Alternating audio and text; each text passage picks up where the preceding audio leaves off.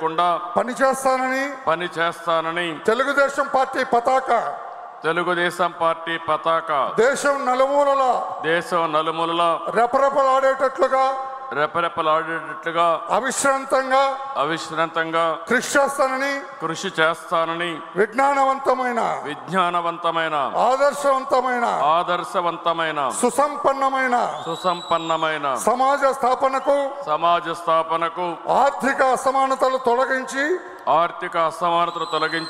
రాష్ట్రాల సమగ్రాభివృద్ధికి శక్తి వంచన లేకుండా కృషి చేస్తానని తెలుగుదేశం పార్టీ జాతీయ అధ్యక్షునిగా ప్రమాణం చేస్తున్నాను. Thank you very much sir. నా జీవితంలో ఇదొక మరపురాని రోజు సార్. ఏమి సాధించావంటే నారా చంద్రబాబు నాయుడు గారిని జాతీయ అధ్యక్షుడిగా మహానాడు సభలో ఎంపిక చేసి ప్రమాణం చేయించానని గొప్పగా చెప్పుకునే అవకాశం నాకు ఇచ్చారు సార్. శిరస్సు వంచి నమస్కారం చేస్తున్నా. Thank you. అందరికీ నమస్కారం.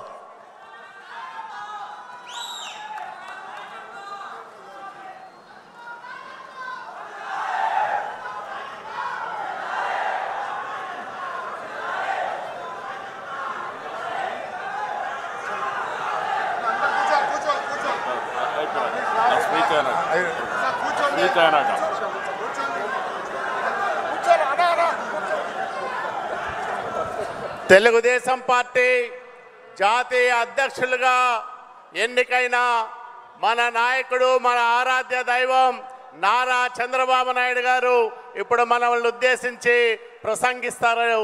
అందరూ కూడా శ్రద్ధగా విని ప్రసంగం పూర్తయ్యేంత వరకు ఎవరి స్థానాల్లో నుంచి వాళ్ళు కదలకోకుండా ఉండాలని మరొకసారి మీ అందరికీ విజ్ఞప్తి చేస్తూ ఉన్నాం.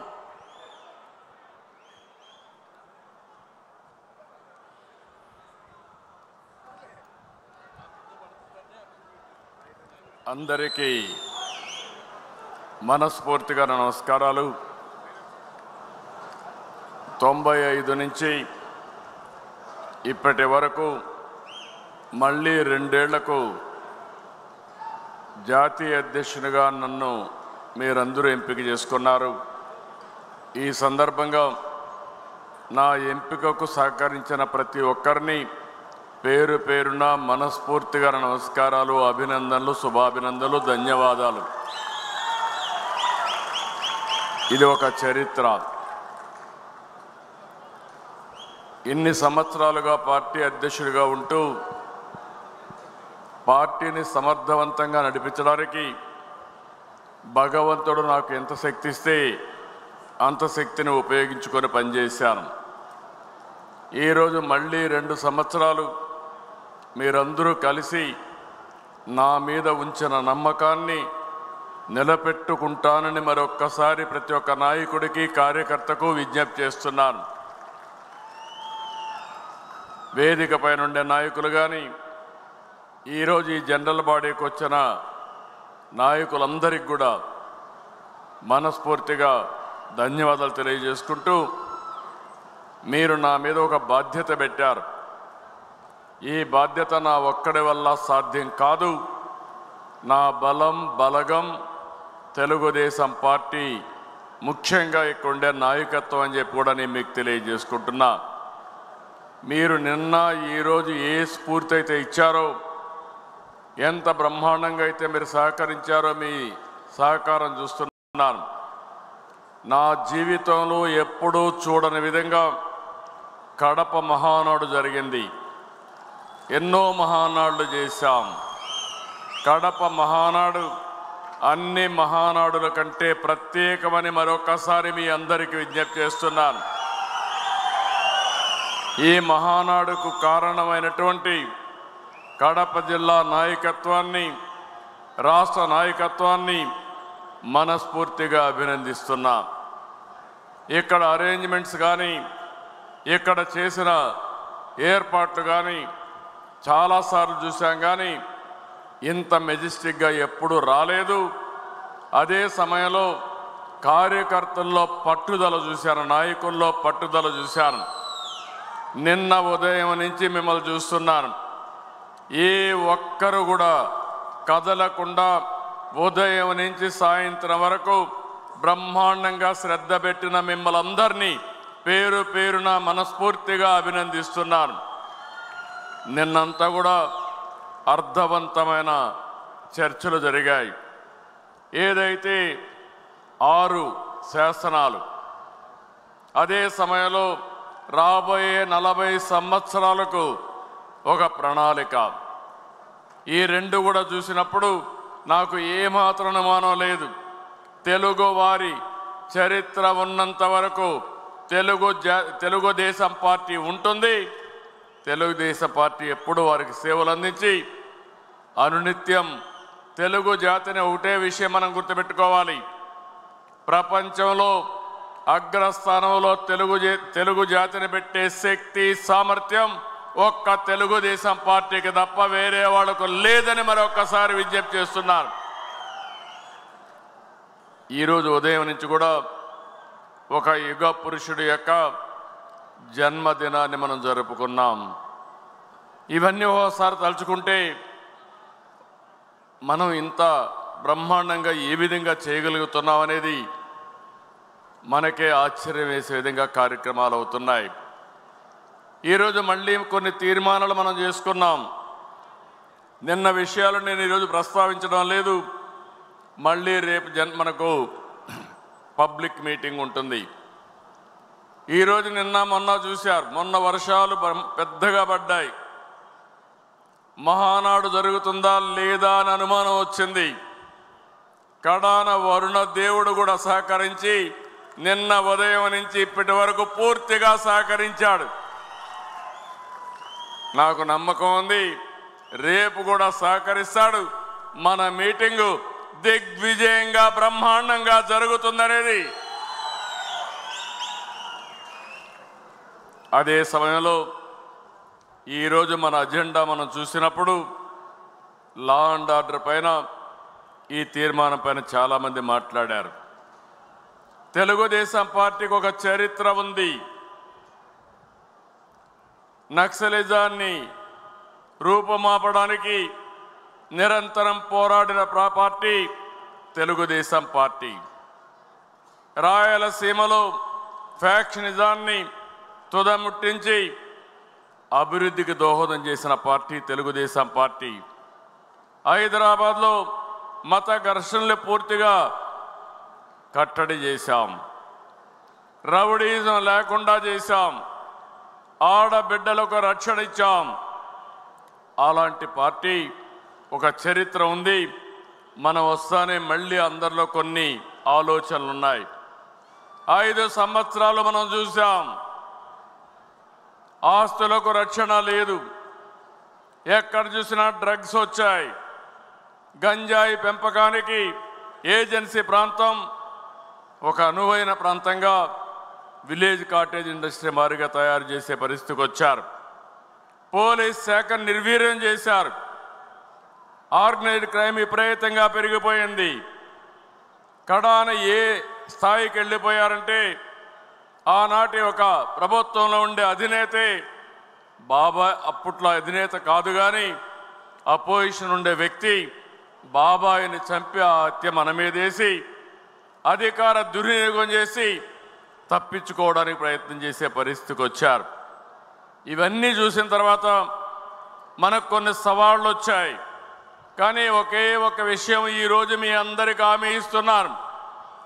లా అండ్ ఆర్డర్ అంటేనే తెలుగుదేశం పార్టీ వస్తే అందరికీ రక్షణ ఉంటుంది. దాంట్లో అనుమానమే లేదని మరొకసారి మీ అందరికీ విజ్ఞప్తి చేస్తున్నా. నేను మిమ్మల్ని కూడా ఒకటే కోరుతున్నా, లా అండ్ ఆర్డర్ మన చేతుల్లోకి మనం ఎవరో తీసుకోవాల్సిన అవసరం లేదు. తప్పులు చేసిన వాడు ఈ రోజైనా రేపైనా శిక్షకు అర్హుడే. అందుకే నేను హామీ ఇస్తున్నా, ఇక్కడుండే తెలుగుదేశం పార్టీ చట్టాన్ని గౌరవించే పార్టీ. నా కుటుంబ సభ్యులు ఎక్కడ కూడా నేరాలు లేకుంటే ఘోరాలు ఎప్పుడు చేయలేదు. ఆ క్రమశిక్షణ మీరు పాటించండి. ఎవరైనా తప్పు చేసిన వాడు మీ దగ్గర సమాచారం ఉంటే నేను ఎవ్వరినీ వదిలిపెట్టను. తప్పు చేసిన వాడి పట్ల చండ శాసనుడుగా ఉంటానని మరొక్కసారి మీ అందరికీ విజ్ఞప్తి చేస్తున్నాను.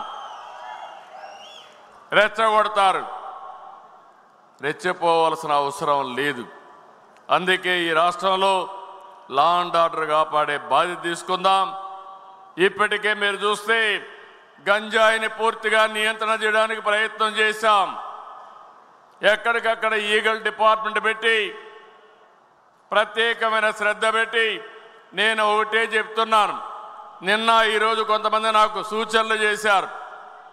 ఎవరైతే గంజాయి కానీ డ్రగ్స్ కానీ పట్టుబడితే అమ్మినా లేకపోతే వ్యాపారాలు చేసినా అలాంటి వాళ్ళందరినీ వాళ్ళ ఆస్తులు కాన్ఫిస్కేట్ చేసి అవన్నీ కూడా బాధితుల రీహాబిలిటేషన్ ఖర్చు పెట్టమని చెప్పారు. అది ఒక మంచి సజెషన్, తప్పకుండా ఆలోచిస్తానని చెప్పి నేను మీకు తెలియజేస్తున్నా. రెండో విషయం మనం ఆలోచిస్తే ఇరిగేషన్, సాగునీటి శాఖ. ఈరోజు తెలుగుదేశం పార్టీ మీరు ఒక్క విషయం గుర్తుపెట్టుకోవాలి. రాయలసీమ ఒకప్పుడు కరువు సీమ. అందరూ నాయకులు అన్నారు రాయలసీమ ఎడారిగా మారిపోతుందని. నేను ముఖ్యమంత్రిగా నేనే విట్నెస్ చేశాను. ఏదైతే రాయదుర్గ కాన్స్టిట్యున్సీ మన కాలవ శ్రీనివాసులు గారి నియోజకవర్గం ఎడారిగా మారిపోతూ ఉంటే దాన్ని ఎడారిగా మారిపోకుండా ఉండడానికి ప్రత్యేకమైన కార్యక్రమాలు చేపట్టాం. దేశంలో తక్కువ వర్షపాతం పడే జిల్లా అనంతపురం జిల్లా. అదే మరి రాయలసీమలో చాలామంది ఆశలుకున్నారు. కానీ ఈ సందర్భంగా మనం గుర్తుపెట్టుకోవాలి, రాయలసీమ ఎడారి కానీనని శపథం చేసి రాయలసీమకు నీళ్లు తెచ్చిన వ్యక్తి నందమూరి తారక రామారావు గారు. Telugu Ganga, Handri Neeva, Nagari, Galeru, KC canal modernization కానీ ఇవన్నిటి కూడా ఆయన శ్రీకారం చుట్టాడు. ఆ తర్వాత నేను వచ్చిన తర్వాత దీని మీద ప్రత్యేకమైన శ్రద్ధ పెట్టాం. రాయలసీమ రాళ్లసీమ కాదు, కానీయం రాయలసీమను రత్నాల సీమగా తయారు చేస్తామని చెప్పిన పార్టీ, చెప్పిన వ్యక్తి నేనేనని చెప్పి మీకు తెలియజేస్తున్నా. అక్కడి నుంచి ప్రారంభించాం. ఈరోజు నేను చెప్తున్నా, ఈస్ట్ గోదావరిలో కోనసీమ కంటే అనంతపూర్ జిల్లా సంపదలో ముందుందంటే దానికి కారణం తెలుగుదేశం ప్రభుత్వం అని చెప్పి కూడా నేను మీకు తెలియజేస్తున్నా. ఈరోజు ఎన్డీఏ ప్రభుత్వం ఉంది. 14-19లో 12,400 కోట్ల రూపాయలు రాయలసీమ సాగునీటి ప్రాజెక్టులు ఖర్చు పెడితే గడిచిన ప్రభుత్వం 2,010 కోట్ల రూపాయలు ఖర్చు పెట్టి, అది కూడా ఎస్టాబ్లిష్మెంట్ ఖర్చు పెట్టి రాయలసీమకు ద్రోహం చేసిన పార్టీ అని చెప్పి నేను మీకు తెలియజేస్తున్నా.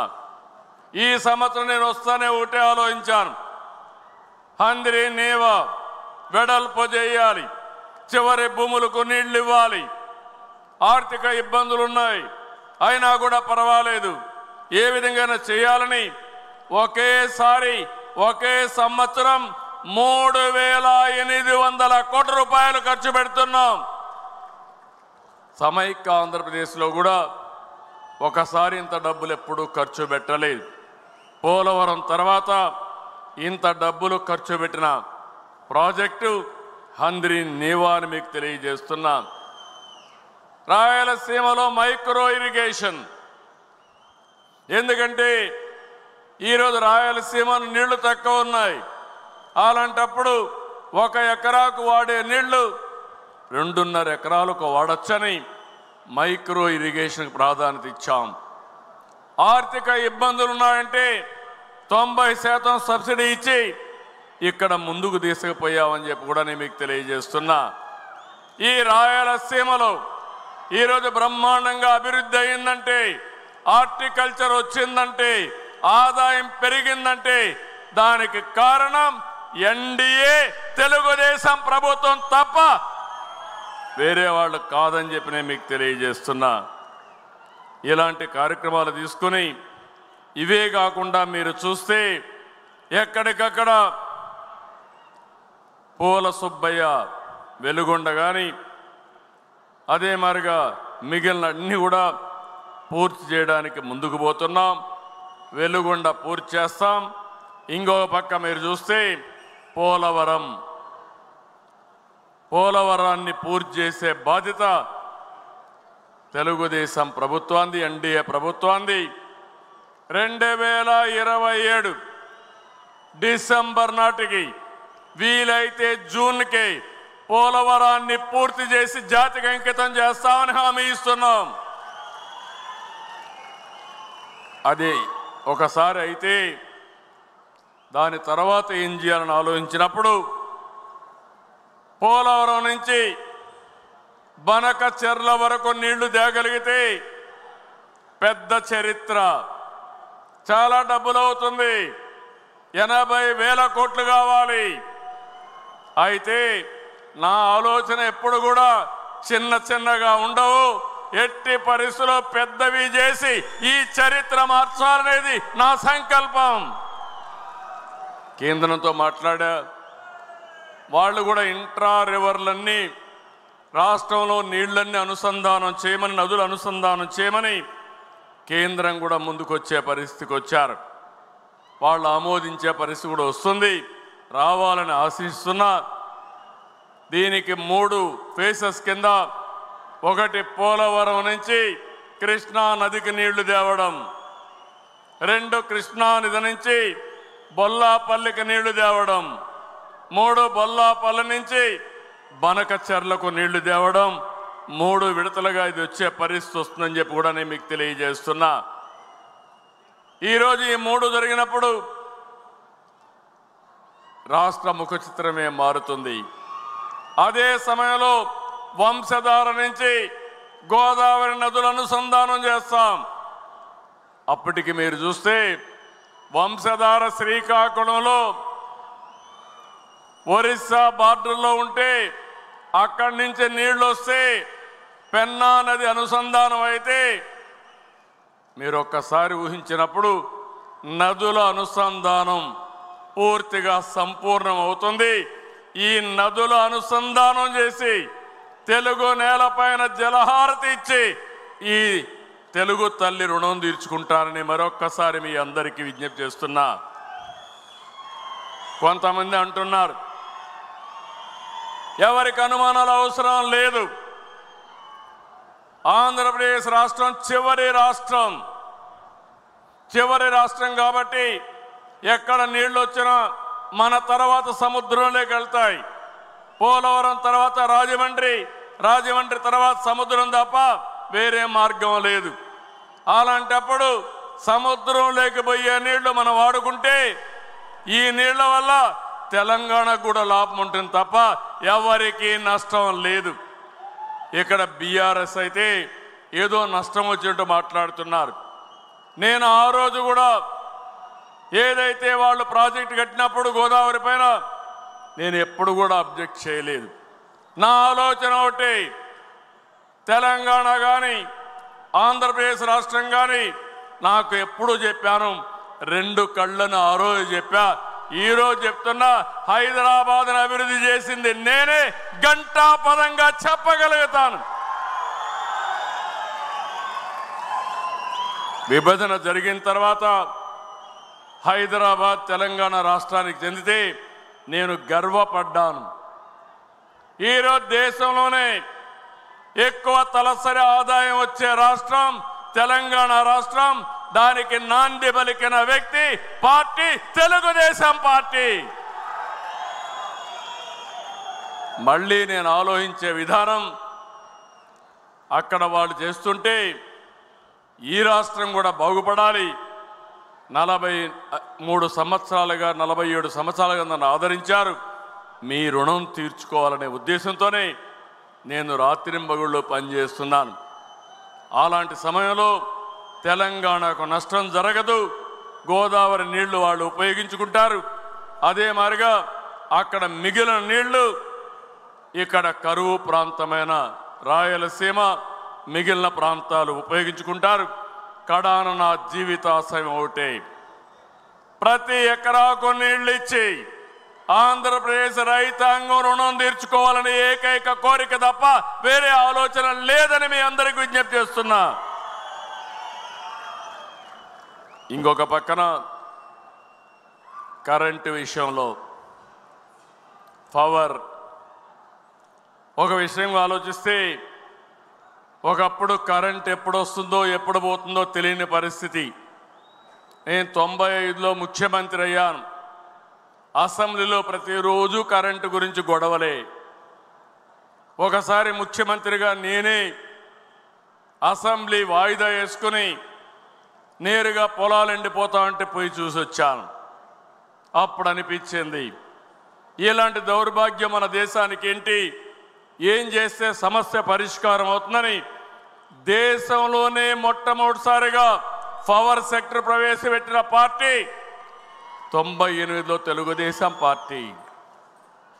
దాంతో 2004కి పవర్ సర్ప్లస్కి వచ్చాం. కొంతమంది నన్ను అర్థం చేసుకోలేదు. ఆ రోజు కూడా అపోహలు సృష్టించారు.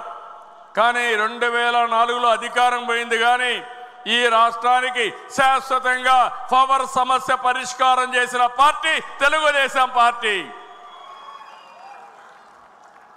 2004లో అధికారం వచ్చిన పార్టీ 10 ఏళ్ళు రాష్ట్రాన్ని పూర్తిగా నిర్వీర్యం చేశారు. 2014కి 22 మిలియన్ యూనిట్లు కొరత, 3 నెలల్లో కొరత అధిగమించి మిగులు కరెంటు ఉత్పత్తి చేశాం. సోలార్ విండ్ పైన ప్రాధాన్యత పెట్టాను. దాంతో ఖర్చు కూడా తగ్గే పరిస్థితి వచ్చింది.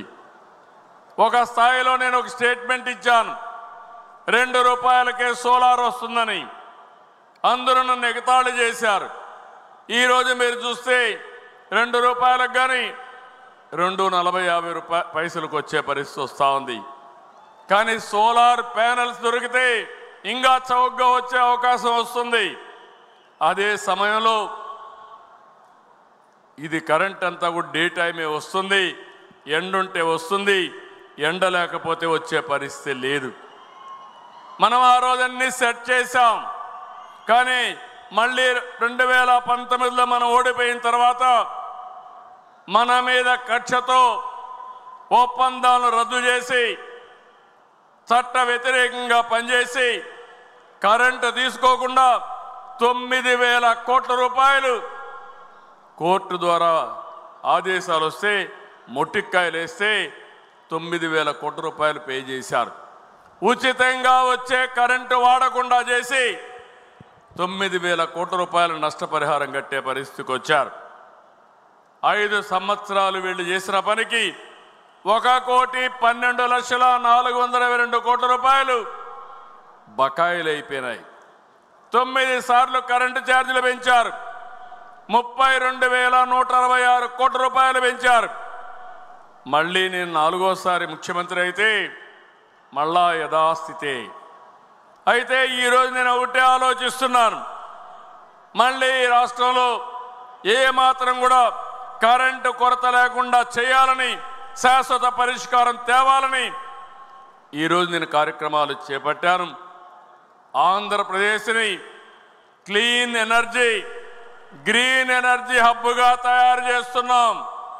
సోలార్కు ప్రాధాన్యత ఇచ్చాను, విండ్కు ప్రాధాన్యత ఇచ్చాం, పంపుడ్ ఎనర్జీ కూడా ప్రాధాన్యత ఇచ్చాం.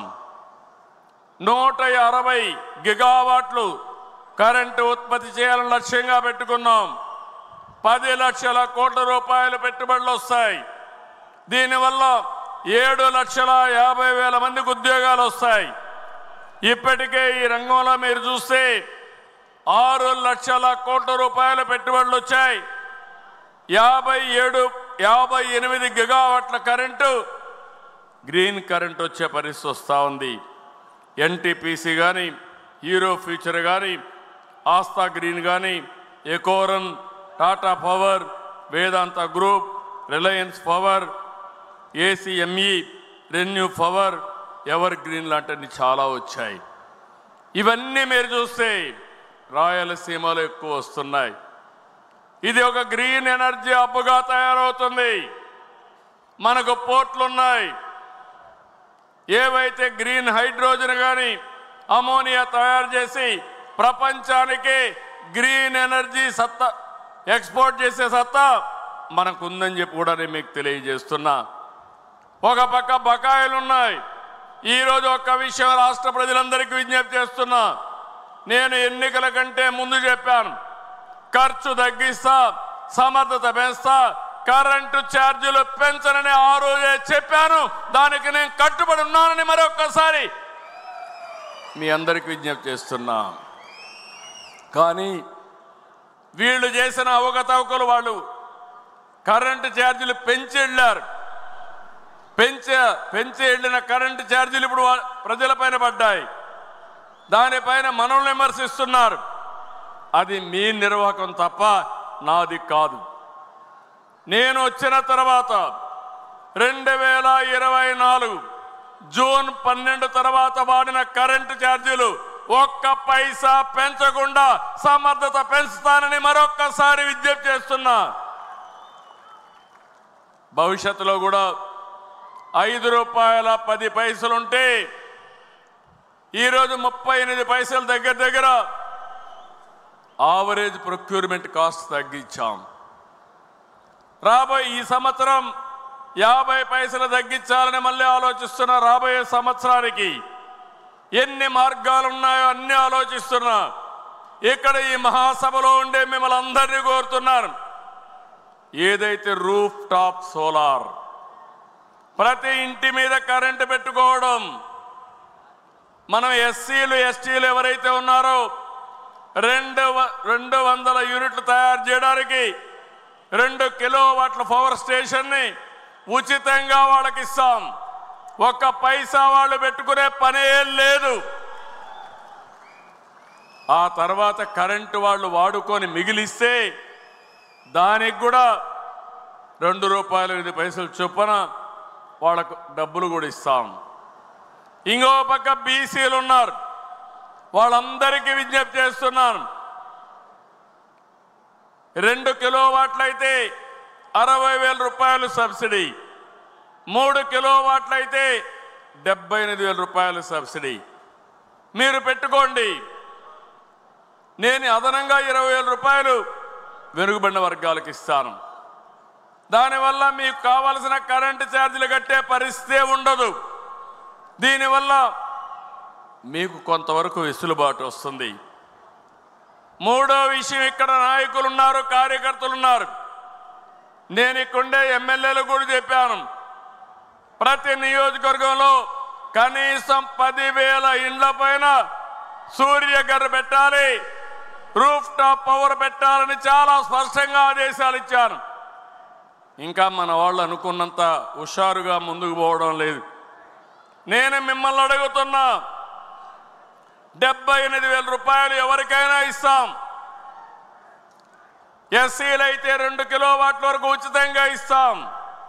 బీసీలు అయితే 78,000 నుంచి 60,000 నుంచి 78,000, అది కాకుండా ఒక 20,000 ఇస్తాం, అంటే 98,000 వస్తుంది. మిగిలిన వాళ్ళందరికీ 60,000 వస్తుంది, 78,000 వస్తుంది. మీరందరూ కానీ మీ ఇండ్ల పైన కరెంటు పెట్టుకుంటే మీరు కరెంటు ఛార్జీలు కట్టే పరిస్థితి రాదని మరొకసారి విజ్ఞప్తి చేస్తున్నా. బ్యాంకులో మీరు డబ్బులు తీసుకోండి, మిగిలింది మీరు కాదనుకుంటే డిపార్ట్మెంటే పెట్టి మీకు ఇస్తారు. బ్యాంకుతో కూడా వడ్డీ మామూలుగా పెట్టి నెలవారీగా మీ బిల్లు కూడా అడ్జస్ట్ చేస్తారు. రెండోది, రాష్ట్రంలో ఉండి వ్యవసాయానికి ఉపయోగించే రైతులందరినీ కోరుతున్నాం, మీ పొలం దగ్గర, మీ పంప్ సెట్ దగ్గర కుసుమ్ కింద మీరు సోలార్ పెట్టుకోండి, ఉచితంగా ఇస్తాం. మీరు కరెంటు వాడుకోండి, సర్ప్లస్ వస్తే గ్రిడ్కి ఇవ్వండి, మళ్ళీ మీకు ఎప్పుడు కావాలంటే ఇప్పుడు కరెంటు ఇస్తాం. ఇంకో పక్కన ఎవరైతే రైతులు ఉన్నారో మీరు కరెంటు ఉత్పత్తి చేసి మీ ఇంట్లోకి కూడా వాడుకునే ఏర్పాటు ఇస్తా. అవసరమైతే వాహనాలకు కూడా ఎలక్ట్రిసిటీ కన్వర్ట్ చేసుకొని వాడుకోవచ్చు. నేను అందుకని ఒక వినూత్నమైన మార్పులకు దోహదం చేస్తున్నాం. అదే మీరు చూస్తే డెమోక్రటైజేషన్ ఆఫ్ పవర్ జనరేషన్. ఇక్కడ నేను అడుగుతున్నాను మన కార్యకర్తల్ని, మళ్ళీ ఈ అవకాశం మీకు రాదు. కేంద్రం 1 కోటి మందికే ఇవ్వడానికి 75,000 కోట్ల రూపాయలు సబ్సిడీ పెట్టారు. ఫస్ట్ కమ్ ఫస్ట్ సర్వ్డ్ కింద పెట్టారు.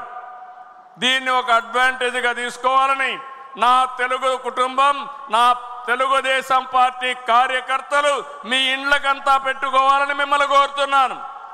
సిద్ధమా తమ్ముళ్ళు అని మిమ్మల్ని అడుగుతున్నా. ఎమ్మెల్యేలు కోరుతున్నా, వీళ్ళందరూ సిద్ధంగా ఉన్నారు. మీరు వాళ్ళకు నాయకత్వం ఇవ్వండి. టెండర్లు పిలిచాం, పని అప్పచెప్పాం. మీరు ఏమీ చేయక్కర్లేదు. మీ ఇంటి పైన రూఫ్ టాప్ మీరు చూపిస్తే అక్కడ వచ్చి పెడతారు. మీ దగ్గర డబ్బులు లేకపోతే దాన్ని ఏ విధంగా అడ్జస్ట్ చేసుకోవాలో చేసుకుంటాం. కరెంటు ఛార్జీలు గణనీయంగా తగ్గుతాయి. వెనక నుండే వాళ్ళని కూడా కోరుతున్నాను, ఈ సంవత్సరం మొదటి 6 నెలల లోపల అందరి ఇండ్ల పైన సోలార్ ప్యానెల్స్ పెట్టుకుంటామని మీరందరూ కూడా గట్టిగా చప్పట్లు కూడా చెప్పండి. నమ్మకమేనా అని అడుగుతున్నా, పెడతారా అని అడుగుతున్నా.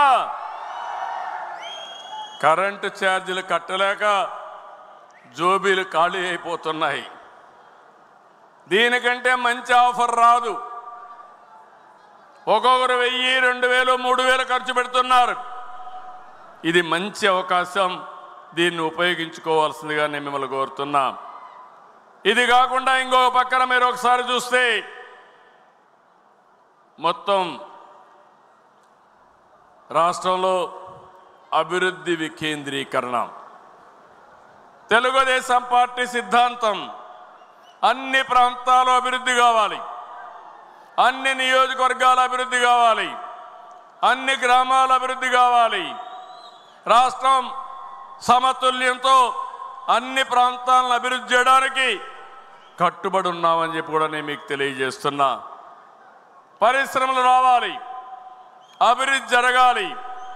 ఈరోజు దీనికోసం చూస్తే ఉత్తరాంధ్రని ఒక ఫైనాన్షియల్ హబ్గా తయారు చేసి విశాఖపట్నాన్ని ముందుకు పోతాం.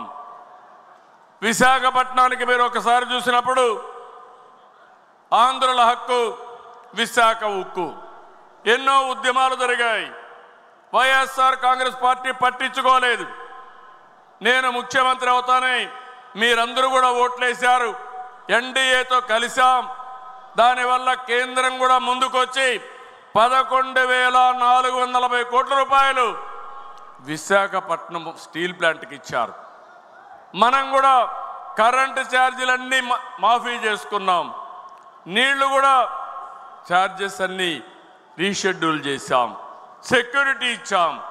ఇలాంటివన్నీ మనం కూడా చేసి ఎట్టి పరిస్థితుల్లో విశాఖపట్నం స్టీల్ ప్లాంట్ క్లోజ్ కాకూడదు, ప్రైవేటు పరం కాకూడదని ఆలోచించి సెంటిమెంట్ ప్రకారం పనిచేస్తున్నాం. ఈరోజు విశాఖపట్నానికి ఇదే కాదు, విశాఖపట్నం జిల్లా ఒక స్టీల్ జిల్లాగా తయారవుతుంది, ఉక్కు నగరంగా తయారవుతుంది. విశాఖపట్నం స్టీల్ ప్లాంట్ ఉంది. పక్కనే ఆర్సీఆర్ మిథలైతే దగ్గర 1,50,000 కోట్ల రూపాయలు పెట్టి పెద్ద ఉక్కు ఫ్యాక్టరీ పెడుతున్నాడు.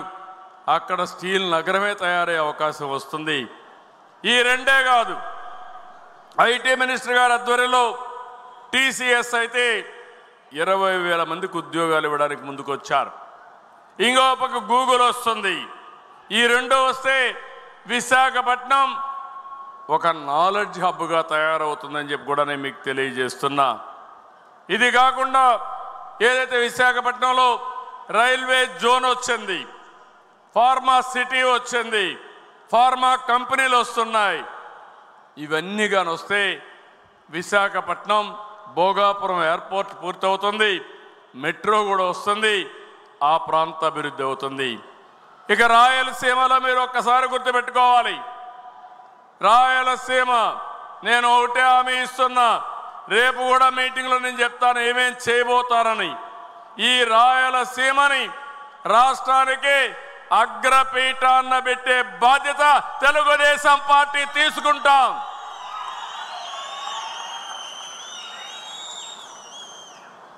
మొన్ననే ఈ ప్రభుత్వం వస్తానే కొప్పర్తి, ఓర్వకల్ 2 ఇండస్ట్రీలకి కేంద్రం గ్రాంట్ ఇచ్చారు, టెండర్లు పిలిచాం.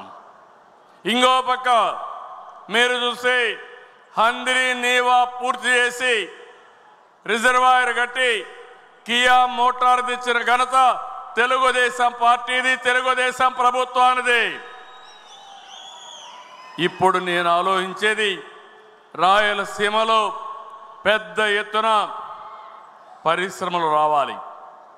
నిన్నే చూశారు, నేను కేంద్రం దగ్గరికి వెళ్ళి ఈరోజు మనం ఒకసారి చూసినప్పుడు ఏరోస్పేస్ ఇండస్ట్రీస్ ఉన్నాయి, విమానాలు తయారు చేసేటివి ఉన్నాయి, డిఫెన్స్ విమానాలు కావాలి, సివిల్ ప్రయాణం చేయాలంటే విమానాలు కావాలి. అలాంటి విమానాలు తయారు చేసే ప్రదేశానికి అనువైనది అనంతపూర్ జిల్లా లేపాక్షి ప్రాంతం అని చెప్పి కూడా నేను మీకు తెలియజేస్తున్నా. నేను ఆ మాట అడిగాను. ఆ మాట అడిగితే కర్ణాటకలో ఉండేవాళ్ళు కొంతమంది అంటున్నారు బెంగళూరులో ఉండే HAL నేనేదో షిఫ్ట్ చేయాలని కోరానని. నేనెప్పుడూ అలాంటి పనులు చెయ్యను, నా చరిత్రలో అది లేదు. అభివృద్ధికి మారు పేరు తెలుగుదేశం పార్టీ తప్ప వేరే రాష్ట్రాల్లో ఉండే ప్రాజెక్టులు ఇది తేవాలను, చెడ్డ పేరు తెచ్చుకోవాలను తెలుగుదేశం పార్టీకి లేదని చెప్పి కూడా నేను మీకు తెలియజేస్తున్నా. అదే మరిగా డిఫెన్స్ ఉంది, ఎన్నో ఇండస్ట్రీస్ వస్తున్నాయి, రాయలసీమలో ఎన్నో ఇండస్ట్రీస్ వచ్చాయి. అందుకే కేంద్ర మంత్రి గారిని కోరాను, 5 ప్రాంతాల్లో 5 డిఫెన్స్ హబ్బులు పెట్టి, ఒకటి నాగాయలంక, దోనకొండ ఒక ప్రాంతం, అనంతపూరు ఆ ఏరియా మొత్తం ఒక ప్రాంతం, ఇక్కడికి వస్తే ఓర్వకల్లో డ్రోన్ సిటీ పెట్టి డిఫెన్స్కి కావాల్సిన డ్రోన్స్ కూడా ఇక్కడ తయారు చేయాలని కోరాను. అదే మరి ఇంకొక పక్కన మీరు చూస్తే విశాఖపట్నం నేవల్ హబ్గా చేసి డిఫెన్స్ ఫ్యాక్టరీస్ అన్ని అక్కడ పెట్టమని కోరాను.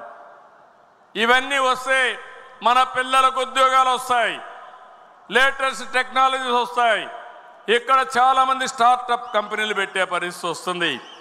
ఇంకో పక్క ఎలక్ట్రానిక్ సిటీ లేపాక్షి, ఓర్వకల్ హబ్బుగా చేసుకుని ఇవన్నీ తేవాలని చెప్పి ఆలోచిస్తున్నాను. నేను చెప్పే ఇవన్నీ కానీ వస్తే రాయలసీమ ఒక పక్క హార్టికల్చర్ హబ్గా, ఇంకొక పక్క హై టెక్నాలజీ హబ్గా తయారవుతుందని మీ అందరికీ విజ్ఞప్తి చేస్తున్నా. ఇంకో పక్క దేవాలయాలు ఉన్నాయి, తిరుపతి వెంకటేశ్వర స్వామి ఒక దివ్య క్షేత్రం, ప్రపంచంలో అందరూ వస్తారు, దాన్ని ఒక డెస్టినేషన్గా మనం తయారు చేయొచ్చు. శ్రీశైలం ఇంకో పక్క బ్రహ్మాండమైన దివ్యక్షేత్రం, అలాంటి 2 కూడా మనం తయారు చేసుకుంటే దేశంలోనే 2 శక్తి పీఠాలు ఉండేది ఒక్క శ్రీశైలం తప్ప ఎక్కడా లేదు. ఈ 2 కూడా వర్కౌట్ చేసుకుంటాం, ముందుకు పోతాం. ఈరోజు మీ అందరికీ ఒకటే విజ్ఞప్తి చేస్తున్నా, ఏదైతే నేను చెప్పానో దానికి అనుకూలంగా నేను ఎప్పుడు కూడా ఏదో ఒక విధంగా ఈ ప్రాంతాన్ని అభివృద్ధి చేయాలని ఆలోచిస్తున్నాను. నేనే ఆ రోజు ఫౌండేషన్ వేశాను కడప స్టీల్ ప్లాంట్కి. నేను ఫౌండేషన్ వేస్తే మళ్ళీ వీళ్ళు వచ్చి దాన్ని కొట్టేసి నేనేదో పొడస్తానని మళ్ళా వచ్చి ఇంకో ఫౌండేషన్ వేశాడు. ఇవన్నీ కూడా మీరు ఒకసారి చూస్తే ఇలాంటి లేనిపోని చేసి అసలు ప్రాజెక్ట్ లేకుండా చేసే పరిస్థితి తీసుకొచ్చారు. మొన్ననే నేను వచ్చినప్పటి నుంచి మాట్లాడుతున్నా, గట్టిగా మాట్లాడా. ఈరోజు మీకు హామీ ఇస్తున్నా, కడప మహానాడులో ప్రతినిధుల మహాసభలో మీ అందరికీ హామీ ఇస్తున్నా, 10 రోజుల్లో కడప స్టీల్ ప్లాంట్ పని ప్రారంభమవుతుందని అనౌన్స్ చేస్తున్నా.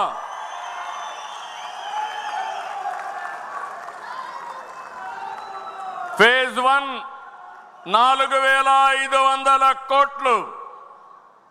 భగవంతుడు కరుణిస్తే ఫేజ్ 2 కూడా ఇంకొక 4,500 కోట్లు. 9,000 కోట్ల రూపాయలతో రాయలసీమ స్టీల్ ప్లాంట్ వస్తే ఫేజ్ 1 పూర్తి చేసుకోగలిగితే ఫేజ్ 2 కూడా సుజావుగా వస్తుంది. దీనివల్ల 3 MTPA కెపాసిటీతో ముందుకు పోవాలనుకుంటున్నాం. 3,000 మందికి ఉద్యోగాలు వస్తాయి. మొన్నే జిందాల్తో మాట్లాడా. నేను ఒకటే చెప్పాను, ఇంకా ఏమాత్రం కూడా డిలే కాకుండా జూన్ 12వ తారీఖుకి ఈ ప్రభుత్వం వచ్చి 1 సంవత్సరం అవుతుంది. అంత లోపలనే మీరు ప్రారంభించండి. అవసరమైతే నేను కూడా వచ్చి కొబ్బరికాయ కొడతాను తప్ప మళ్ళీ ఫౌండేషన్ అయ్యను, మళ్ళీ నేనే వచ్చి ఇనాగరేషన్ చేస్తాను, ప్రారంభం చేస్తానని చాలా స్పష్టంగా చెప్పాను. అది మన యొక్క పట్టుదల. ఈ రాష్ట్రానికి కొన్ని వనరులు ఉన్నాయి. ఆ వనరులు ఉపయోగించుకొని మనం అభివృద్ధిలో ముందుకు పోవాల్సిన అవసరం ఉంది. మన మీద ఒక నమ్మకం ఉంది. దేశంలోనే 1 సంవత్సరంలో ఇంత పెద్ద ఎత్తున పెట్టుబడులు రాలేదు. మొన్నటి వరకు ఈజ్ ఆఫ్ డూయింగ్ బిజినెస్ మాట్లాడాం. ఇప్పుడు నేను మాట్లాడేది స్పీడ్ ఆఫ్ డూయింగ్ బిజినెస్ మాట్లాడుతున్నా. ఎమ్మెల్యేలకు కూడా చెప్పాను, 175 నియోజకవర్గాల్లో ఇండస్ట్రియల్ పార్క్స్ పెట్టాలి. అక్కడ ఇండస్ట్రీస్ని ప్రమోట్ చేయాలి. ప్రతి ఒక్క ఇంటికి ఒక ఎంటర్‌ప్రెన్యూర్ని తయారు చేయాలి. రతన్ టాటా ఇన్నోవేషన్ హబ్ పెడుతున్నాం. అమరావతిలో హెడ్ క్వార్టర్ ఉంటుంది. విశాఖపట్నం, రాజమండ్రి, విజయవాడ, తిరుపతి, అనంతపురం కేంద్రాలుగా 5 హబ్బులు ఉంటాయి. ప్రతి ప్రాంతాన్ని అభివృద్ధి చేయడం ఒక ధ్యేయంగా పెట్టుకొని ముందుకు పోతున్నామని చెప్పి కూడా నేను మీకు తెలియజేస్తున్నా. అదే సమయంలో రోడ్లు మీరు చూశారు, మొత్తం గుంతలు చేసి రోడ్లన్నీ అధ్వానం చేస్తే నేను ఒకే మాట చెప్పా, తెలుగుదేశం వస్తానే రోడ్లు బాగా చేస్తామని చెప్పి ఒకేసారి పార్ట్ హోల్ ఫ్రీ రోడ్స్ చేసిన పార్టీ ఎన్డీఏ అని చెప్పి కూడా నేను మీకు తెలియజేస్తున్నా. ఏం తమ్ముళ్ళు, రోడ్లు బాగున్నాయా లేదా, ఇంప్రూవ్ అయినాయా లేదా అని మిమ్మల్ని అడుగుతున్నా. రోడ్లన్నీ గుంతలు తవ్వేస్తే ఈరోజు రోడ్లు బాగా చేశాం. నేను ఒకటి హామీ ఇస్తున్నా, R&B రోడ్స్కి ప్రాబ్లం లేదు. వినూత్నంగా ఆలోచిస్తున్నా. One of the best logistics హబ్గా ఆంధ్రప్రదేశ్ని తయారు చేయాలని దగ్గర 1,20,000 కోట్ల రూపాయలు నేషనల్ హైవేస్ పైన ఖర్చు పెడుతున్నాం. దగ్గర 90,000 కోట్ల రూపాయలు రైల్వేస్ మీద ఖర్చు పెడుతున్నాం. R&B రోడ్స్ని పూర్తిగా ఇచ్చేస్తాం. తెలుగుదేశం పార్టీ హయాంలో 24,000 కిలోమీటర్లు గ్రామాల్లో సిమెంట్ రోడ్లు వేసిన పార్టీ తెలుగుదేశం పార్టీ అని చెప్పి కూడా నేను మీకు తెలియజేస్తున్నా. ఇవన్నీ కూడా మనం చేసి టూరిజానికి ఎక్కువ ప్రాధాన్యత ఇస్తున్నాం. భవిష్యత్తు అంతా కూడా టూరిజమే. నేను ఎప్పుడో మాట్లాడా, all isms are over. Communism లేదు, క్యాపిటలిజం లేదు, సోషలిజం లేదు. రాబోయే రోజుల్లో ఉండబోయేది ఒకే ఇజం, అది టూరిజం అని ఎప్పుడో చెప్పా. టూరిజం వల్ల ఉపాధి కలుగుతుంది. ప్రతి ఒక్కరికి కూడా ఈజీగా ఉద్యోగాలు వచ్చే అవకాశం వస్తుంది. అందుకనే ఆంధ్రప్రదేశ్ రాష్ట్రంలో రాబోయే రోజుల్లో హోటల్ ఇండస్ట్రీ ఎక్కువ రావాలని ఇక్కడే గండికోట ఉంది. Gandikota one of the most beautiful place. ప్రపంచంలోనే టాప్ 10 బ్యూటిఫుల్ ప్లేసుల్లో గండిపేట ఒకటి. అంత మునుపు అభివృద్ధి ప్రారంభించాం, మళ్ళీ ఆగిపోయింది. నేను ఒకటే మీ అందరికీ హామీ ఇస్తున్నా, గండిపేటని బ్రహ్మాండంగా అభివృద్ధి చేసి మోస్ట్ ఇంపార్టెంట్ పర్యాటక కేంద్రంగా తయారు చేసే బాధ్యత ఈ ప్రభుత్వం తీసుకుంటాం. ఎయిర్పోర్ట్ ఉంది, గండికోట మంచి సీనరిక్ ప్లేస్ ఉంది.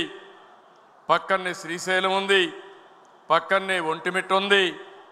ఇవన్నీ అభివృద్ధి చేయడం పెద్ద కష్టం కాదని కూడా మీ అందరికీ తెలియజేస్తున్నా. అదే మరిగా కేంద్ర ప్రభుత్వం కూడా ఇంకో పక్క గండిపేటలో గండికోటలో నేను ఒకటి హామీ ఇచ్చాను. అక్కడికి వెళ్ళినప్పుడు అపోజిషన్లో ఉంటే కృష్ణదేవరాయలు స్టాచ్యూ 100 అడుగుల స్టాచ్యూ గండికోటలో పెడతామన్నాం. 1 సంవత్సరం లోపల దీన్ని కూడా పూర్తి చేస్తామని హామీ ఇస్తున్నాను. కేంద్రం చాలా వరకు అన్ని విషయాల్లో సహకరిస్తున్నారు. మనం కూడా నిధులు తెచ్చుకుంటున్నాం. ఎప్పుడు నేను పోయినా, ఢిల్లీకి పోయినా రాష్ట్ర ఆర్థిక పరిస్థితి గురించి చెప్తూనే వారు ఏ విధంగా నిధులకు సహకరిస్తారో అవన్నీ చెప్పి తీసుకొస్తున్నాం. ఈరోజు మీరు చూస్తే పోలవరానికి 12,500 కోట్లు ఇచ్చారు. అమరావతికి 15,000 కోట్ల రూపాయలు అరేంజ్ చేశారు. విశాఖపట్నం జోన్ పూర్తి అయింది. రైల్వే లైన్లు ఇప్పుడే చెప్పాను. గ్రీన్ ఎనర్జీకి ఎన్ని కావాలంటే అన్ని సూర్యగారు ఇస్తున్నారు. 2,000 మెగావాట్లు కుసుము కింద ఇచ్చే పరిస్థితికి వచ్చారు.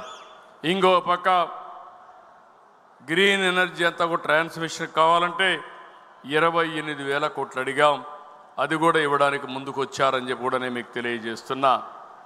ఈరోజు ఇవన్నీ చేసి రాబోయే రోజుల్లో మనందరం గుర్తుపెట్టుకోవాల్సింది, ఒక మంచి సమయంలో ఒక అవకాశం వచ్చింది. 5 ఏళ్ళు నష్టపోయాం.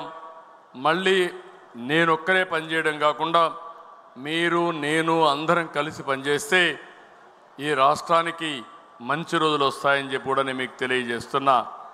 అదే సమయంలో చివరి రోజు కాబట్టి ఒకసారి ఎలక్షన్ మేనిఫెస్టో మీరు చూస్తే యువగళం పేరే మన ప్రజాగళం, మన ఎలక్షన్ మేనిఫెస్టో.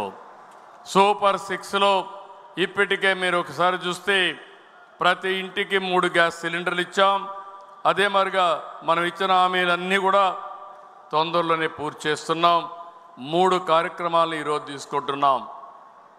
ఇమ్మీడియట్గా స్కూల్స్ తెరిసే లోపల తల్లికి వందనం ఇచ్చి ఆడబిడ్డల రుణం తీర్చుకుంటాం.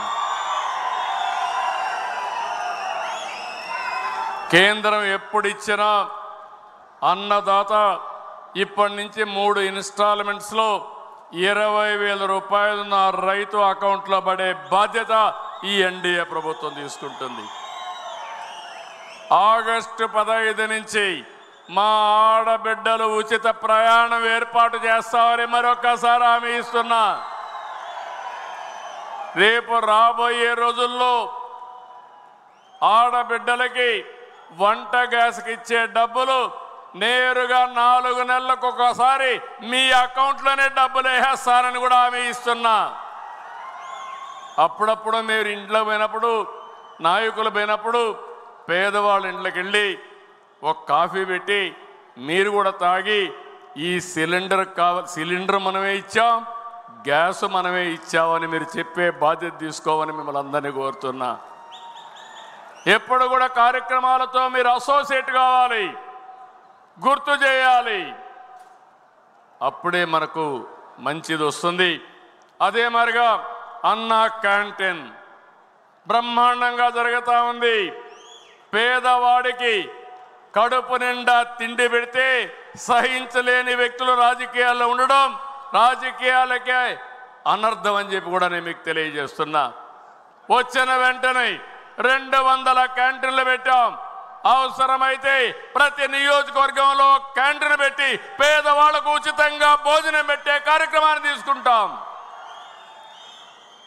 21 దేవాలయాల్లో, ఒక తిరుపతి దేవాలయమే కాదు, 21 దేవాలయాల్లో ప్రతి దేవాలయం దగ్గర ప్రసాదం పెట్టే కార్యక్రమం, అన్నదానం పెట్టే కార్యక్రమాన్ని కూడా ఏర్పాటు చేశామని చెప్పి కూడా నేను మీకు తెలియజేస్తున్నాను. ఇవి చేస్తూనే త్రాగునీటి సమస్య జటిలం చేశారు. కేంద్రం డబ్బులు ఇచ్చింది జేజేఎం కింద, కేంద్రం డబ్బులు ఇచ్చింది అర్బన్ ఏరియాలో అమృత్ కింద. ఇవి తేకుండా, ఖర్చు పెట్టకుండా ఫండ్స్ అన్ని డైవర్ట్ చేసి కేంద్రం మనల్ని బ్లాక్ లిస్ట్లో పెట్టే పరిస్థితికి వచ్చారు. స్కీమ్ కూడా అయిపోయే పరిస్థితి వచ్చింది. మొన్న మళ్ళా నేను వెళ్ళి వాళ్ళకి గట్టిగా చెప్తే ఎక్స్టెన్షన్ కోసం పెట్టే పరిస్థితికి వచ్చారు. అది వస్తే కూడా కొత్త కార్యక్రమాలు రాకపోతే మనకి ఇబ్బందులు వస్తాయి. కొన్ని రాష్ట్రాలు 1,00,000 కోట్లు ఖర్చు పెట్టుకుంటే మన రాష్ట్రం 2,000 కూడా ఖర్చు పెట్టలేదు. ఇలాంటి సమస్యలు ఉన్నాయి. దాన్ని అధిగమిస్తామని చెప్పి కూడా నేను మీకు తెలియజేస్తున్నా. మెగా డిఎస్సి మొదటి సంతకం పెట్టాం. మళ్ళీ స్కూల్స్ తెరిసే లోపలనే లేకుంటే 10 రోజులు అటు ఇటు ఇమ్మీడియట్గా రిక్రూట్ చేయడమే కాకుండా వాళ్ళకు పోస్టింగ్స్ ఇచ్చే బాధ్యత ఎడ్యుకేషన్ మినిస్టర్ తీసుకుంటారు. అది కూడా అవుతుందని చెప్పి కూడా నేను మీకు తెలియజేస్తున్నా. ఇదే కాకుండా ఈరోజు మీరు చూస్తే చాలా వరకు బీసీలందరికీ ఈరోజు మనం తీసుకొచ్చింది దామాషా ప్రకారం ఆర్థికంగా, రాజకీయంగా, సామాజికంగా గుర్తింపు తీసుకొస్తామని పెట్టాం. ఇది కూడా మనం చేస్తామని చెప్పి కూడా నేను మీకు తెలియజేస్తున్నా. చేనేత ఉత్పత్తులపై జీఎస్టీ రీఎంబర్స్మెంట్కి ఆర్డర్ ఇచ్చాం. పవర్ లూములకి 500 యూనిట్లు ఇచ్చాం. హ్యాండ్లూములకి 200 యూనిట్లు ఇచ్చాం. నాయి బ్రాహ్మణులు దేవాలయాల్లో పనిచేస్తూ ఉంటే వాళ్ళందరికీ 25,000 రూపాయలు గౌరవ వేతనం, దేవాలయాల్లో అదనంగా ఒక ట్రస్ట్ బోర్డు మెంబర్గా వేసాం. గీత కార్మికులకి చరిత్రలో మొట్టమొదటిసారిగా ఎక్కడైతే షాపులు ఉన్నాయో 10% షాపుల్ని గీత కార్మికులకు కేటాయించిన ప్రభుత్వం తెలుగుదేశం ప్రభుత్వం, ఎన్డీఏ ప్రభుత్వం అని విజ్ఞప్తి చేస్తున్నా. మత్స్యకారులకు 20,000 ఇచ్చాం. 217 రద్దు చేశాం. స్వర్ణకారుల కార్పొరేషన్ తీసుకొచ్చాం. ఇంకొక పక్క ఉద్యోగస్తులందరూ గౌరవంగా పనిచేసే విధంగా నెల మొదటి తారీఖున వాళ్ళకందరికీ జీతాలు ఇస్తున్నాం, పెన్షన్లు ఇస్తున్నాం. పాడి రైతులకు ఇది చేశాం. ఇంకొక పక్కన భోగాపురం ఎయిర్పోర్ట్ పేరు అల్లూరి సీతారామరాజు కింద పెట్టి మనం ముందుకు పోయాం. సామాజిక భద్రత పింఛన్లు 4,000, 6,000, 10,000, 15,000 రూపాయలు ఇచ్చే ఏకైక ప్రభుత్వం తెలుగుదేశం ప్రభుత్వం అని చెప్పి కూడా నేను మీకు తెలియజేస్తున్నా. ఎస్సీ వర్గీకరణ చరిత్ర, ఈ విషయం మీరు గుర్తుపెట్టుకోవాల్సిన అవసరం ఉంది. ఇది సామాజిక న్యాయం. ఆ రోజు నేను 96లో చేశాను. చేసిన తర్వాత కొన్ని సంవత్సరాలు అనుభవించారు. ఆ తర్వాత మీరు చూస్తే ఆనాటి ప్రభుత్వం కాపాడలేకపోయారు. సుప్రీంకోర్టులో కొట్టేస్తే పోరాడి మొన్నే సుప్రీంకోర్టు ఇది కరెక్ట్ అయిన నిర్ణయం అని చెప్తే వచ్చిన వెంటనే మళ్ళీ 2025లో ఎస్సీ కేటగరైజేషన్ చేసిన ఘనత తెలుగుదేశం ప్రభుత్వం అని చెప్పి కూడా మీకు తెలియజేస్తున్నా. అదే మరిగా మైనారిటీస్కి కూడా ముస్లిం సోదరులకు హామీ ఇస్తున్నా. వక్ఫ్ బోర్డు ఆస్తులు కాపాడుతాం, మైనారిటీ సోదరులకు అండగా ఉంటాం. మౌజుములకి, ఇమాములకి జీతాలు పెంచాం, రెగ్యులర్గా ఇస్తాం.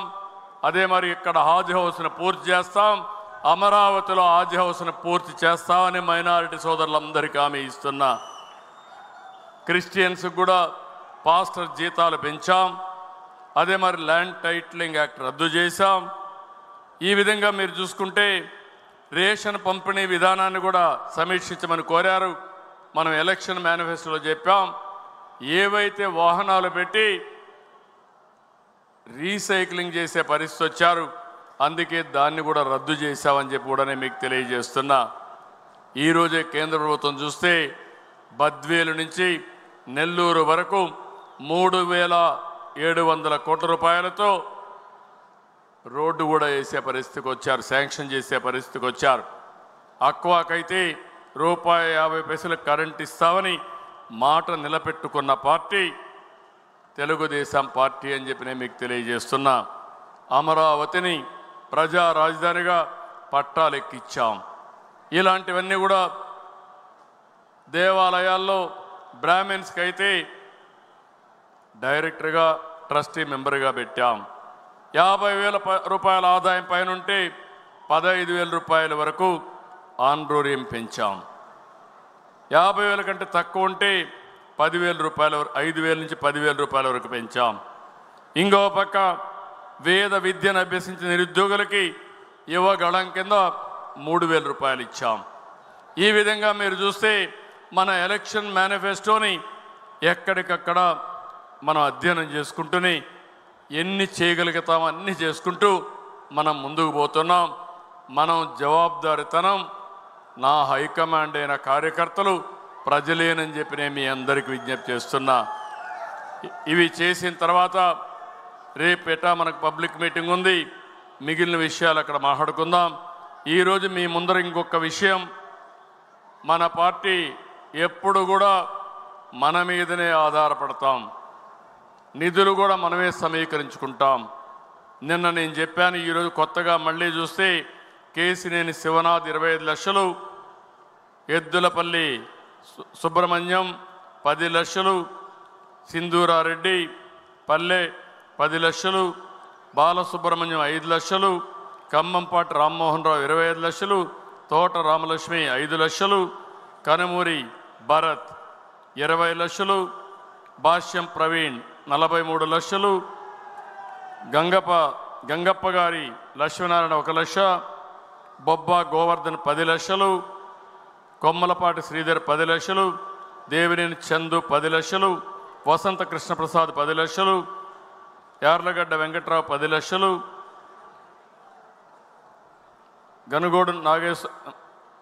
గంగోడు నాగేశ్వరరావు 2 లక్షలు, రాజు సుధాకర్ 25 లక్షలు, మల్లికార్జున 5 లక్షలు, మారుతి చౌదరి 10 లక్షలు, గొట్టిపాటి లక్ష్మి 5 లక్షలు, వి మారుతి చౌదరి 10 లక్షలు, వెంకట సత్యనారాయణ కోగంటి 1 లక్ష. ఈరోజు వచ్చిన డబ్బులు చూస్తే 3,24,116 రూపాయలు వచ్చింది. నిన్న దగ్గర నిన్న నేను చెప్పాను మీ అందరికీ, నిన్న మీరు చూస్తే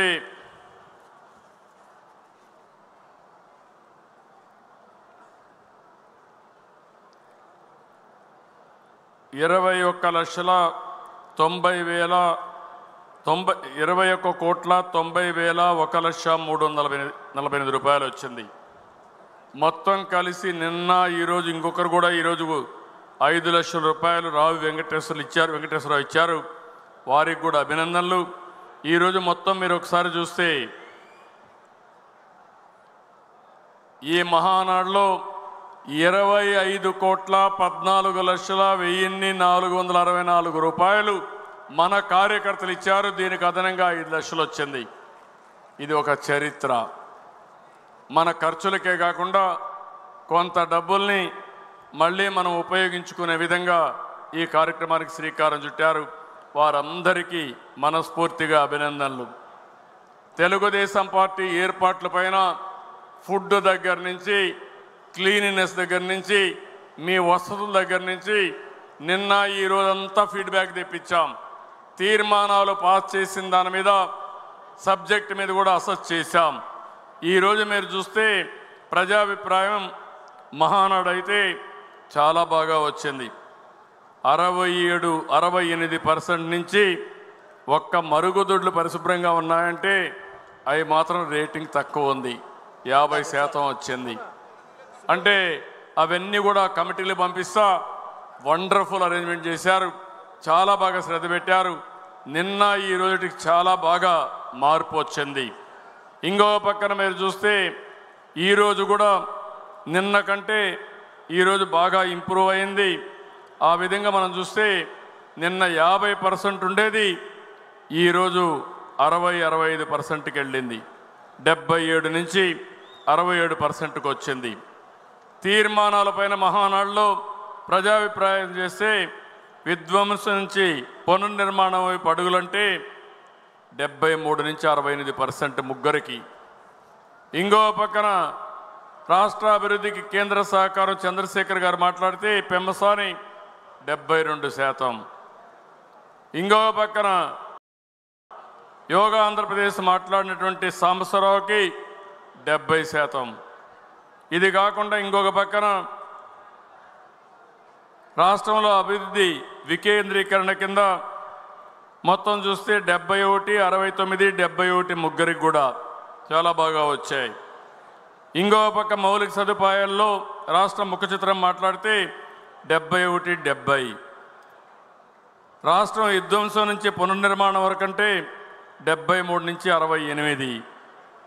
విద్యుత్ రంగంలో విప్లవాత్మక మార్పులు 72-66. సమగ్ర సాగునీటి ప్రణాళిక ఉజ్వల భవిష్యత్తు కింద 73-69 వరకు వచ్చింది. అంటే నేను ఒకటే మీ అందరికీ ఇంప్రెస్ చేస్తున్నాను, నేను ఏ విషయం కూడా మీ అభిప్రాయాలు తీసుకుంటున్నా. రెండోది, మీలో ఎవరెవరు ఎట్ట పని చేస్తున్నారో ప్రజాభిప్రాయం తీసుకుంటున్నా.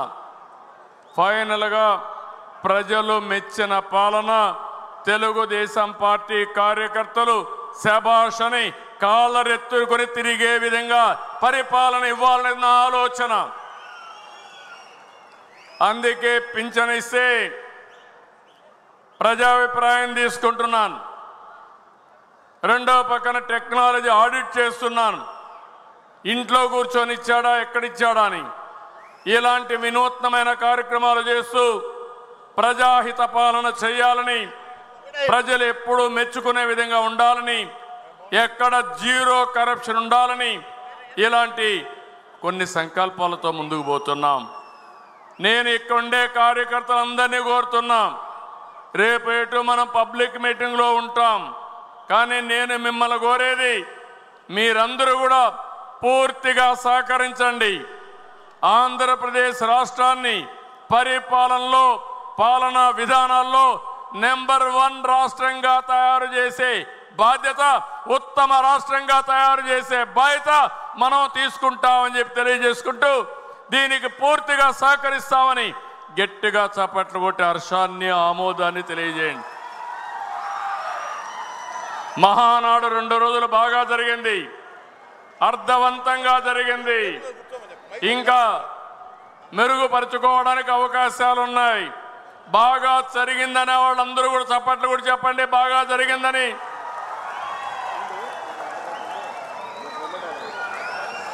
శభాష్.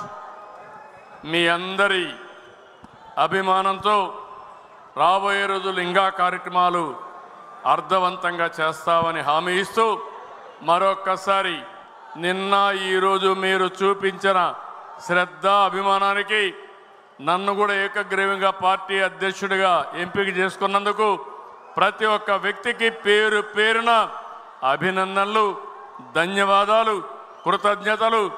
జై హింద్, జై తెలుగుదేశం.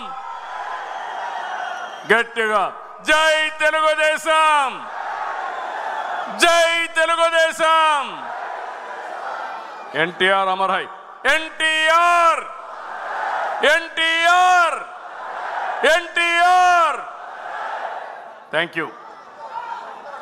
దయచేసి ఒక్కొక్కరుగా సార్ను కలవాల్సిందిగా విజ్ఞప్తి చేస్తా ఉన్నాం. మీ స్థానాల్లో కూర్చుంటే సార్ అందరినీ కలుస్తారు. దయచేసి ఎవరు తోసుకోవద్దండి. కార్యకర్తలు మనకు క్రమశిక్షణ నేర్పించారు బ్రహ్మాండంగా. మహానాడు 2 రోజుల్లో కార్యకర్తలు చాలా క్రమశిక్షణగా వాళ్ళ స్థానాల్లో కూర్చున్నారు. నాయకులు కూడా అదే క్రమశిక్షణ పాటించి మీ స్థానాల్లో కూర్చోవలసిందిగా విజ్ఞప్తి చేస్తూ, అందరికీ అవకాశాలు వస్తాయి. దయచేసి అందరూ ఒక్కొక్కరుగా సార్ను కలవాల్సిందిగా విజ్ఞప్తి చేస్తూ ఉన్నాం. కుడివైపున ఉండే వాళ్ళు అట్లాగే ఉండండి. ఎడమవైపు నుంచి ఒక్కొక్కరుగా సార్ను కలిసి వెళ్ళిన తర్వాత మళ్ళీ కుడివైపున ఉండే వాళ్ళు ఎడమవైపుకు వచ్చి సార్ను కలవాల్సిందిగా విజ్ఞప్తి చేస్తూ ఉన్నాం. దయచేసి అటువైపు నుంచి ఎవరు రావద్దండి, ఎడమవైపు నుంచి ఎవరు రావద్దండి. దయచేసి అందరూ కుడివైపు నుంచి రావాల్సిందిగా విజ్ఞప్తి చేస్తూ ఉన్నాం. దయచేసి ఎడమ వైపున ఉన్న పెద్దలందరూ కూడా మీ స్థానాల్లో మీరు కూర్చుంటే, మరి కుడివైపున ఉన్న